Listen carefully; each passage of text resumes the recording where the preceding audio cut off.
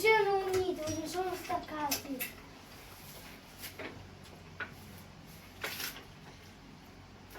Non è vero così.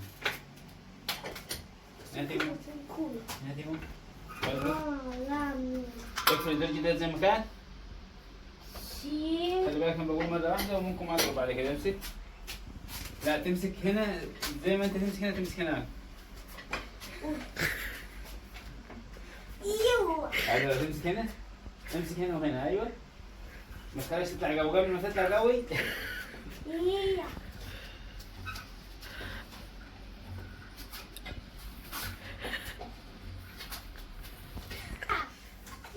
اوعى اعملها انا تاني. كده احنا وريناكم ان الرجل الصغير ما بيعرفش يلعب. طبعا كل واحد يلعب زي ما هو عايز عليها. ممكن واحد يلعب بدي واحد يلعب بدي. Voglio avanti. عايز تعمل غرفة تقف من هناك تعملها. ممكن تعمل بدي عادي.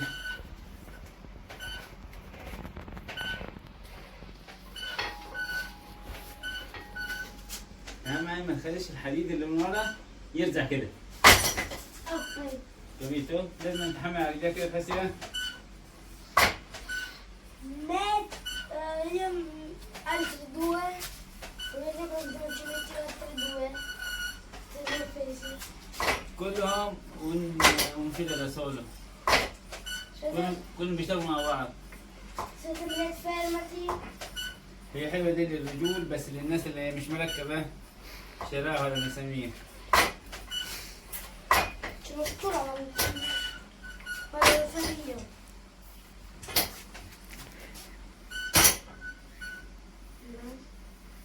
انت هترفع البتاع عشان حديد Ah, كتير. mi lascia! اوعى وش بس.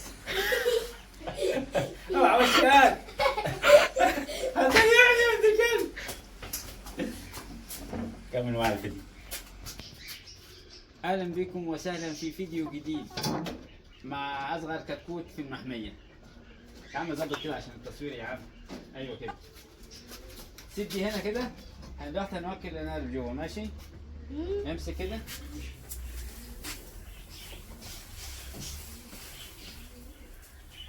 يلا بينا.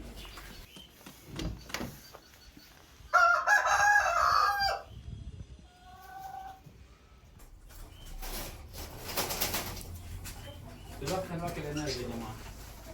هاتيمو وينكم؟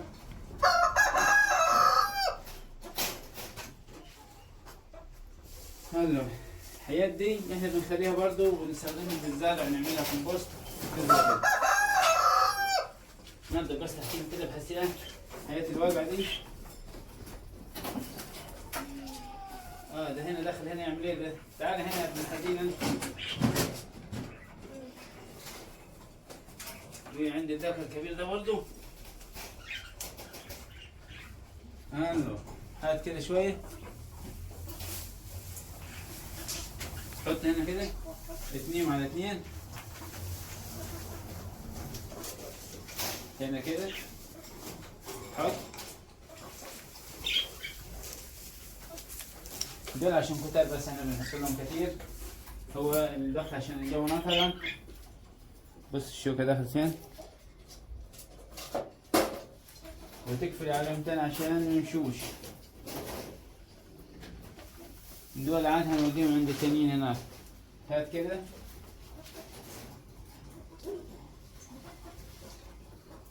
تعالي هنا. هات العلبة اللي هنا دي.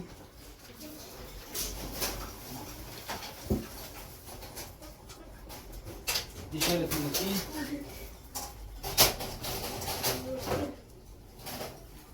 يلا بالسلامة. هات هنا يلا عشان هم جعانين.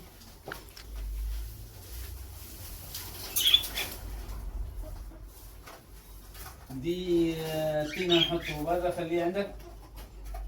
خليه معاك.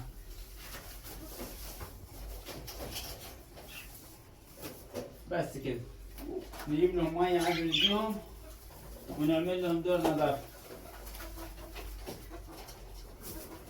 دورين نظافة.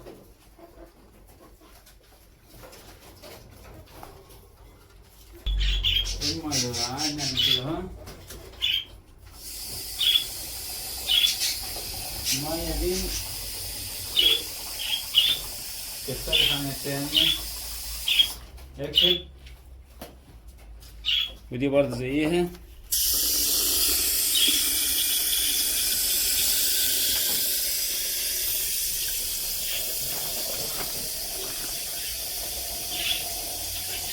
دي انا غيرت لها، كانت في الاول بتشرب من هنا من تحت بزاز زي كده، بس عدلت لها احيانا ان هي تشتغل كده ممكن لتر ده ولا حاجه زي كده.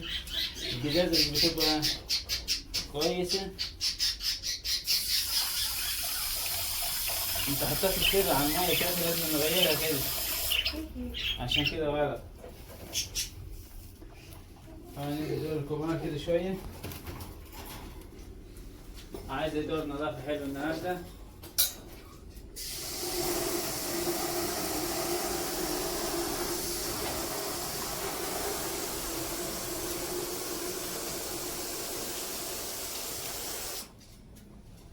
بالمناسبة تربية الطيور والحيوانات هي مش عايزة أكتر من وقت، يكون عندك وقت مش أكتر. لو ما عندكش وقت مش هتعرف لا تربي ولا تعمل أي حاجة. لكن بالنسبة للمصاريف هي عادي، يعني أنت طالما عندك الهواية حتى لو عندك مصاريف كتيرة مش هتحس بيها. أنا بس عايز الكوكتيل ده يطلع عندي.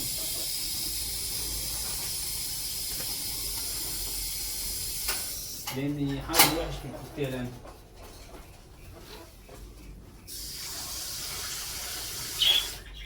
و5 دقايق تملى المية كلها وتديهم عشر وتبقى زي الفل. بحط أنا هنا دلوقتي عشان خاطر إيه؟ الأنارب ممكن بتاكله أو الفئران.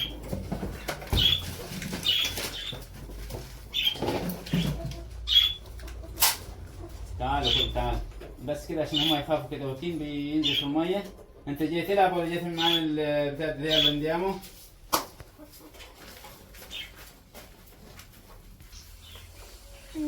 انت هتقف فين يا متين؟ لما اقول لك اديني الميه يبقى تروح تديني الميه. انت هتجيبه كله اوكي؟ رحت عندنا شويه بصل زي دي هنزرعهم في الحوض ده اللي احنا عاملينه، بحيث ان احنا نغير من اسلوب التربه يعني. كده اهو. وبعد كده نجيب شويه ميه نسقيهم. بولا. ايوه تبدا تعمل واحده بس مش عايزه تهبط على الزراعات دول عشان يا زرعت قبل كده تشوفوا قبل كده؟ No, mi sembra no, perché c'è proprio bianca. شيل Cipolla. Non è più cipolla. اه Porta l'acqua? هات الأكوا هنا بس استنى ما نخلص في الأول. هي الأرض كده كده عشان المطرة كانت باينة يعني.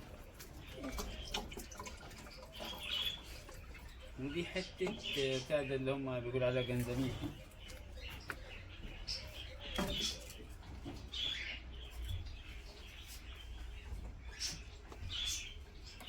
هي أي نعم يعني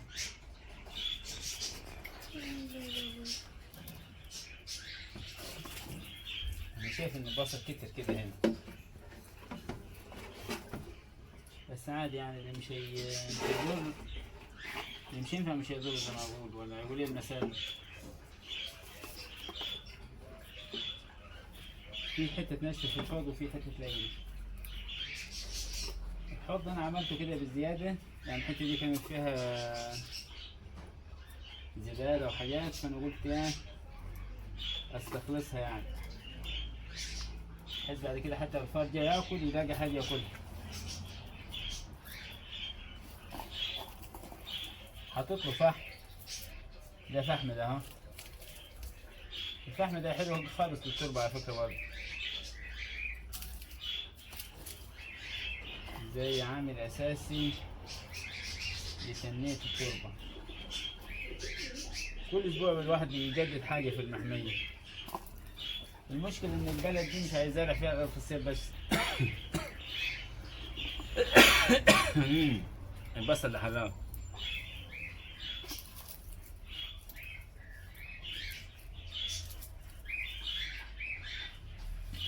امسك يا معلم، هات المية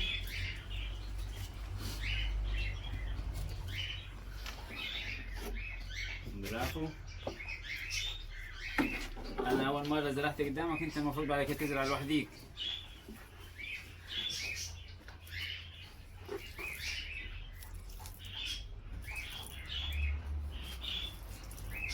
كده انا بس بكب لهم ميه صغيرين كده عشان هي كده كده شاربه من المطره.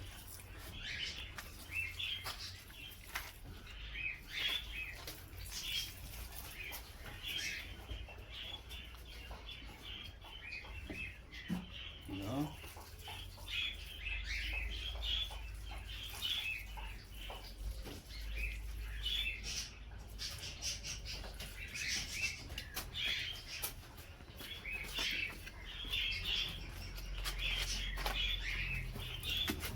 ايوه برافو، انت لا انت كده فهمت اللعبه ازاي. شايفين؟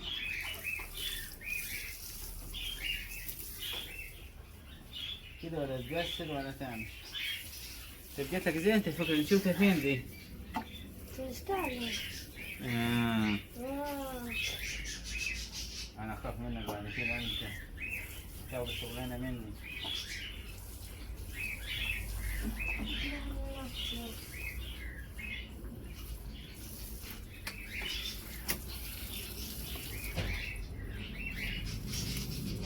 كملوا معنا كده. كده نحط لك اكل. حماتهم اللي عاملين لي قلق ووش وبتاع زي كده. لازما ممكن تدعوه برا ولا اعدل الكاميرين بتاعك. ايه اللي انت بتصور هنا؟ استنى يا عم.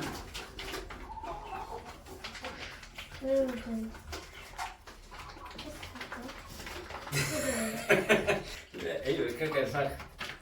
اطلع برا برا.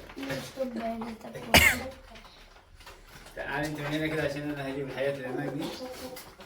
دلوقتي هوريكم الحمام.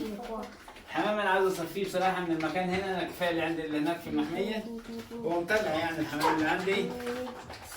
تعال من هنا كده. اهو. اوعى بس توجعني يا عم الحمام انت. هنا مطلع فردة واحدة حلوة.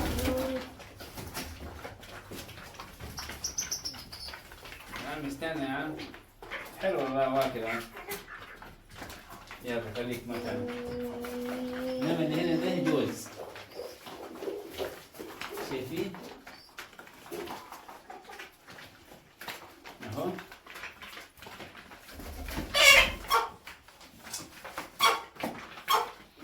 كله طلع ازرق بالمرات.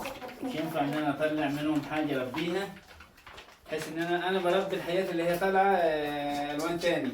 الازرق ده لا. مكان امك وحطه يلا.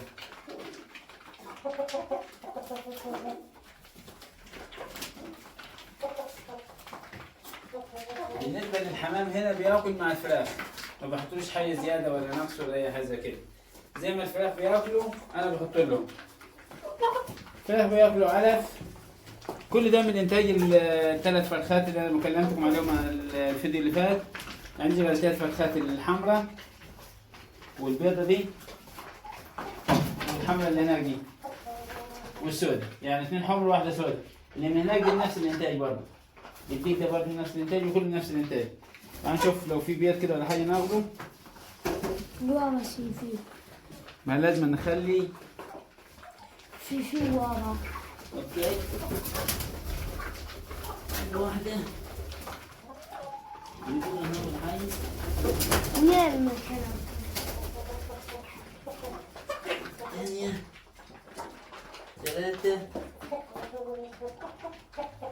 أربعة. بس من كتر الطين اللي في الأرضية. بص البيض ده عايز يتنظف في الأول، وبعد كده نشوف الدنيا نشوفه فين. بص من بيت الأكل اللي راحوا فين.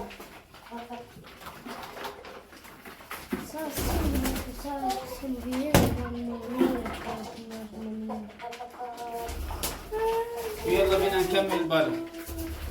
Quando la terra è giovane e fresca, quando la testa è piena di festa, quando la terra splende contenta, quando l'erba odore odore انت كده بتمسك التليفون على الفاضي.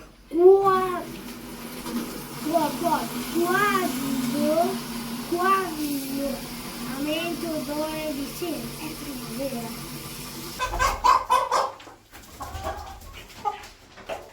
ده الديك بتاع السو 6 اللي احنا اتكلمنا عنه في الفيديو اللي قبل اللي فات. في حاجات كثيرة تميزه عن الثاني. هو كجمدة وكلحم كبير ما فيهش أي حاجة من الثاني اللي كان عندي في الأول. هو بس اللون الأبيض والكم ريشة السوداء دول وهنا. وتعبنا عبالة المسافة بصراحة. هو حجم كبير لكن ما فيهش شيء. ما تخافيش عليه. بقول لك ما تخافيش عليه يا سيبولي. كحجم كبير يعني كحجم كبير ما يقلح. ودي السلالة اللي احنا بنعمل منها دلوقتي. هنعمل الديك سو 6 والنيتي حاجة تاني. النيتي اللي كانت معانا في الأول. وهنشوف الإنتاج هيطلع ايه.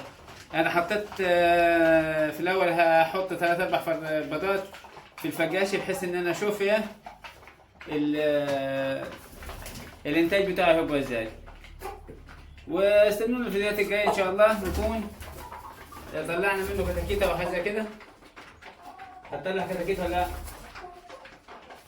واللي يعرف أي حاجة عن السلالة دي يكتب لي الكومنت بتاعك الجميل والاشتراك في القناة. حجمه كبير لكن فاضي تحس اللحم بتاعه مش كتير. مش زي اللي كان عندي في الأول. اللي كان عندي في الأول أنا رفعته بالعافية. انتظرونا الفيديو الجاي جديد مع كتكوت. إلى اللقاء.